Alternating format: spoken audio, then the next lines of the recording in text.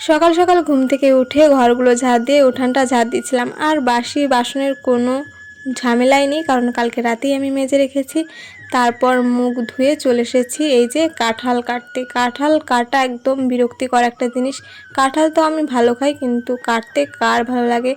তো কাঁঠালটাকে কেটে চারফালি করে প্রথমে কল থেকে ভালো করে ধুয়ে নিয়ে আসলাম। জল দিয়ে ধোয়ার একটাই কারণ, উপরের আঠাগুলো চলে যায় আর কাটতে পরে সুবিধা হয়, হাতে লাগে না।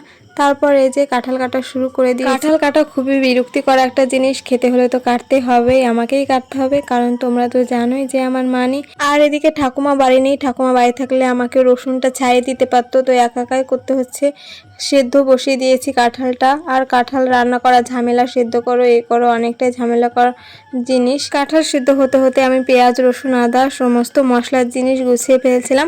আজকে আর রান্নার সময় কোনো রকম ফোন দেখিনি, নাহলে ফোন দেখতে দেখতে রান্না করতে আমার অনেক লেট হয়ে যায়। আর খুব তাড়াতাড়ি জালটা দিয়েছি, তার জন্য দেখো সেদ্ধ হয়ে গেছে আমার মশলা করতে করতে। এতটাই গরম আর মশলা বাটতে আর ভালো লাগছিল না, তাই মিক্সিংয়ে করব মশলাটা আজকে। তাই বাটিতে সমস্ত মশলা একসাথে দিয়ে দিয়েছি, আদা রসুন পেঁয়াজ গোলমরিচ কাঁচা লঙ্কা শুকনো লঙ্কা। আর আমি যে কোনো কিছু রান্না করলে শুকনো লঙ্কা কাঁচা লঙ্কা দুটো মিক্স করে রান্না করি। আমার মশলা করতে করতে আলুটাও ভাজা হয়ে গেছে। আমি ঘরে মশলা করতে গেছিলাম আর ভাই তখন বসে বসে আলুটা নেড়েছিল, একটু হেল্প করে দিয়েছে।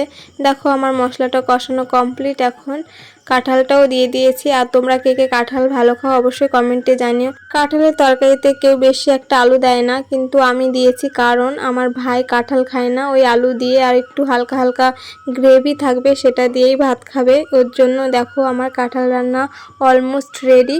কেমন হয়েছে অবশ্যই কমেন্টে জানিও। রান্না করতে করতে প্রচণ্ড ঘেমে গেছিলাম। এখন আবার রান্না করতে হবে পটল ভাজা, কাঁঠাল আর পটল ভাজা, এই দুটোই রান্না করেছিলাম।